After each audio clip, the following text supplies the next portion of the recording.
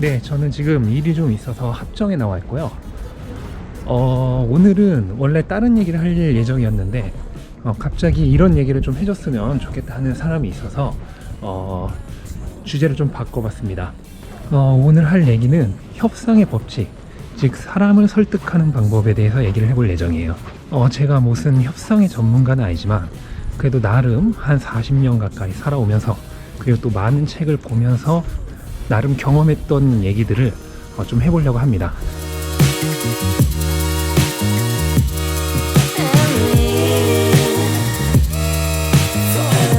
안녕하세요, 철영입니다.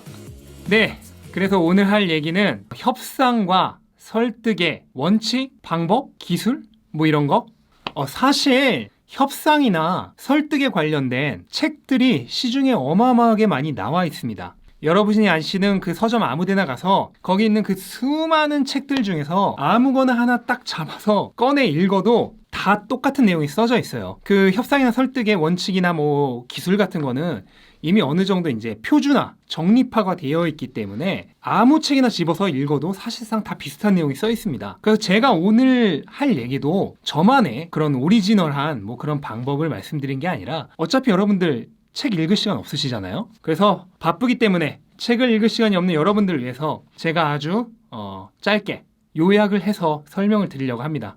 첫째, 내가 원하는 게 무엇인지 정확히 파악한다. 협상을 하던 설득을 하던 어쨌든 원하는 거는 상대방과의 관계에서 내가 원하는 것에 최대한 가깝게 가는 게 목적이잖아요. 그러려면은 우선 내가 원하는 게 무엇인지 그것부터 당연히 정확히 알고 있어야죠. 내가 원하는 게 구체적으로 정확하게 어떤 것이고 어디까지는 양보할 수가 있고 어디서부터는 양보가 불가능한지, 거기에 대해서 먼저 자기 자신이 정확히 알고 있어야 합니다. 의외로 협상을 하면서 내가 원하는 게 무엇인지 스스로도 정확히 모르는 상태에서 협상을 시작을 해가지고 결국 다 끝나고 난 이후에야 후회하는 사람들이 굉장히 많습니다.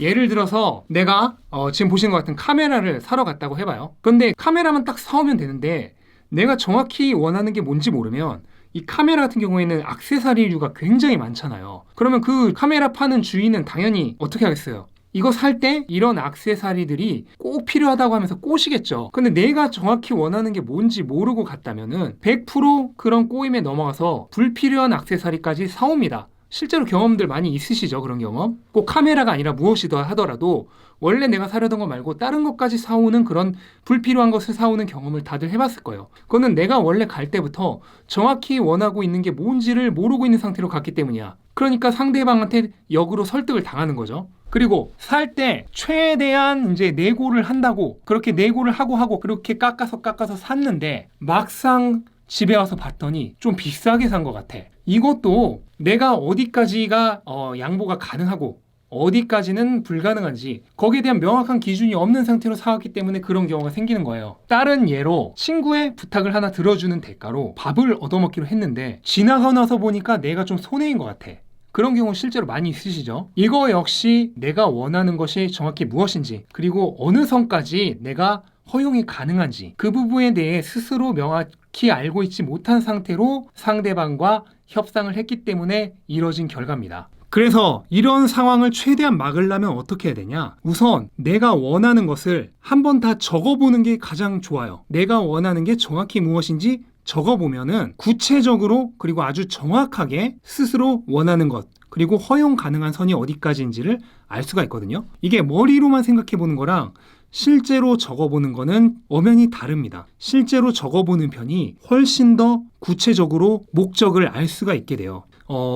협상이나 설득을 할 때뿐만 아니라 무슨 목표를 세우고 그 목표를 달성하기 위해 노력을 할 때 그런 동기부여에 대해 설명하시는 분들이 꼭 하는 얘기가 있죠. 목표를 정했으면 그 목표를 한번 다 적어보라. 이 얘기가 괜히 있는 게 아닙니다. 실제 적는 과정에서 머릿속으로 생각했던 그런 애매모호한 개념이 아니라 눈에 보이는 글자로 적혔기 때문에 정확하게 눈에 보이는 구체적인 개념으로 내가 원하는 거를 정의할 수 있게 되기 때문이죠. 그리고 두 번째, 어떻게 보면 이게 가장 중요한 거기도 한데 협상이나 설득을 할 때 누군가에게 무언가를 제안을 할 때는 내가 원하는 것이 아니라 상대방이 원하는 것, 상대방이 얻게 되는 이득에 대해서 얘기를 하라는 겁니다.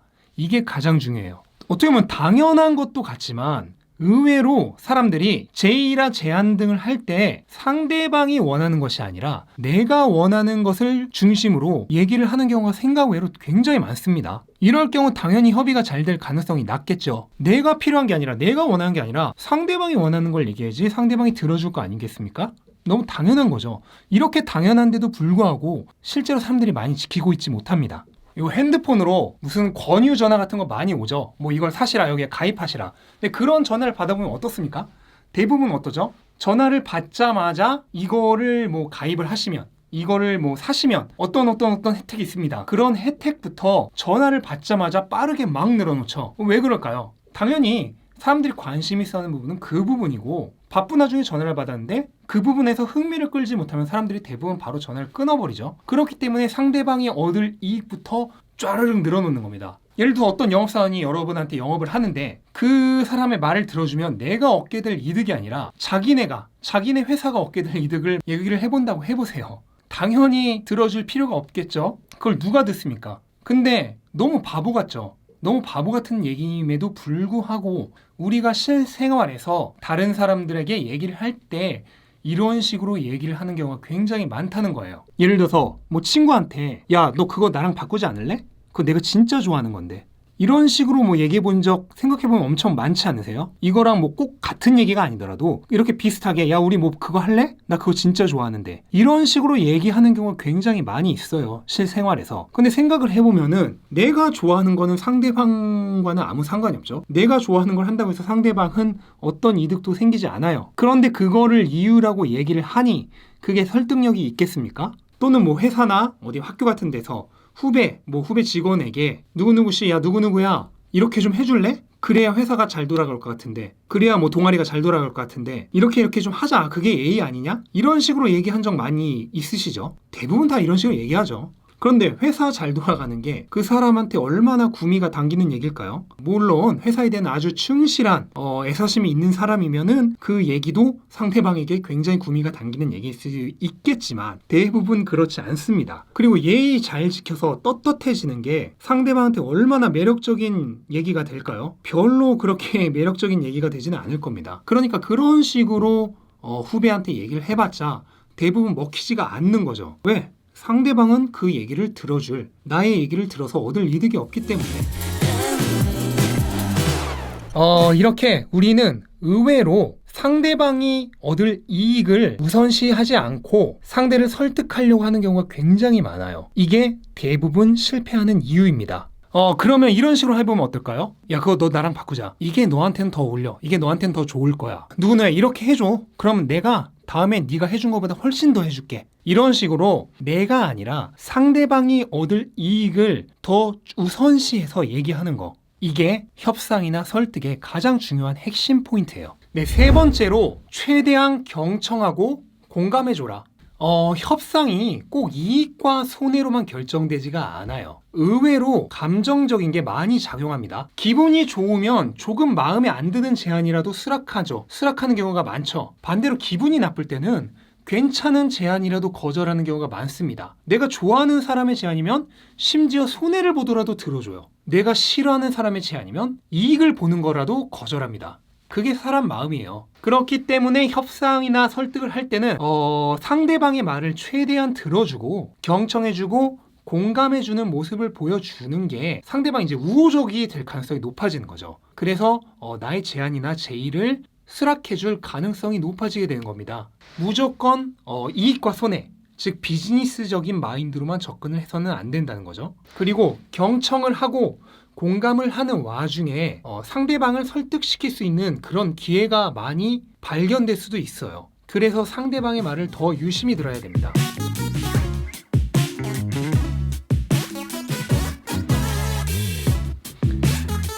예를 들어서 내가 상대방의 말을 아주 잘 듣고 거기에 리액션도 아주 잘해줬어. 그래서 상대방이 기분이 굉장히 좋아졌단 말이에요. 그러면 원래였으면 안 들어줄 부탁도 들어줄 수가 있고 원래였으면 수락하지 않을 얘기도 수락할 수가 있다는 거죠. 실제로 많이 경험하는 얘기들 아닙니까? 또 상대방의 말을 많이 듣다 보면 그 말 중에 상대방이 원하는 게 무엇인지 그런 힌트가 그 얘기 중에 많이 숨어 있어요. 그걸 내가 캐치를 해서 그 부분을 미끼로 딱 던지면 당연히 상대방이 그거를 수락할 가능성이 높아지겠죠. 그러니까 상대방의 말을 최대한 많이 듣고 리액션도 해주고 공감해주는 모습을 많이 보여주다 보면은 실제로도 상대방에게 우호적인 반응을 얻어낼 수 있고 또 그런 얘기 중에 상대방이 진짜 원하는 게 무엇인지에 대한 힌트도 많이 얻을 수 있어서 그걸로 인해 내가 나의 제안이나 협상을 훨씬 더 유리하게 이끌어갈 수 있다라는 것이죠. 또 다른 예로 여러분이 이제 좋아하는 사람이 있다고 해보세요. 그래서 그 사람한테 대시를 하는데 대부분 어떻게 합니까? 내가 너를 많이 좋아하니까 나랑 사귀어달라. 이런 식으로 대시를 하는 경우가 거의 대부분인데요. 물론 상대방도 나에게 호감을 가지고 있다면 그걸로도 성공할 수가 있겠지만 그렇지 않다면 그거는 그렇게 별로 매력적인 상대방에게 설득력 있는 대시 방법이 아닙니다. 왜냐하면 내가 원하는 거, 내가 너를 좋아한다로 상대방을 설득한 거지 상대방이 원하는 거에 대해서 얘기를 하고 있지 않잖아요. 상대방이 원하는 것을 우선시해서 하고 있지 않기 때문이에요. 그러면은 아까 그 얘기에 대입을 해서 상대방이 원하는 것을 중점적으로 우선시하라 라는 원칙에 대입을 해서 생각을 해보면 어떻게 해야 될까요? 당연히 상대방으로 하여금 나를 만나면, 나랑 사귀면 어떠한 이득을 얻을 수 있는지 그 부분을 어필을 하는 게 가장 중요하겠죠. 예를 들어서 뭐 내가 외모가 훌륭하거나 아니면 뭐 외모는 뭐 그렇지 그냥 그래도 패션 감각이 훌륭하다. 그래서 나를 만나면 뭐 눈이 즐겁다. 아니면 내가 뭐 목소리가 좋아서 나를 만나면 귀가 즐겁다. 아니면 내가 말을 너무 재밌게 해서 나랑 만나면 재밌다. 아니면 내가 유익한 그런 정보나 지식을 많이 알고 있어서 나랑 만나면 그런 얘기들을 많이 들을 수 있다. 아니면 뭐 내가 돈이 많다. 아니면 내가 무슨 권력이 있다. 힘이 있다. 이런 식으로 무엇이 됐던 거는 상관이 없지만 무엇이 됐건 상대방이 나를 만남으로 인해서 얻을 수 있을 만한 이득 그 부분이 상대방에게 어필이 되도록 대시를 하는 게 올바른 방법입니다. 그냥 내가 너를 좋아하니까 나랑 만나줘. 이거는 설득력이 없다는 거예요. 근데 뭐 이 외에도 뭐 아주 여러 가지 구체적인 협상의 기술들이 있을 수 있겠지만 가장 대표적이고 중요한 딱 3가지만 꼽아서 얘기를 했습니다. 이거는 다시 한번 말씀드리지만 뭐 저만의 오리지널한 생각은 아니고요. 수많은 협상 전문가들이 얘기하는 가장 공통적인 중요한 협상의 원칙, 방법, 기술입니다. 한번 정리가 필요했던 분들에게 도움이 되고자 하는 마음으로 영상을 만들었고요. 앞으로도 우리 삶에 도움이 될 만한 여러 가지 얘기들 많이 할 테니까 더 많은 얘기가 듣고 싶으신 분들은 구독과 좋아요 부탁드립니다. 오늘도 좋은 하루 되세요.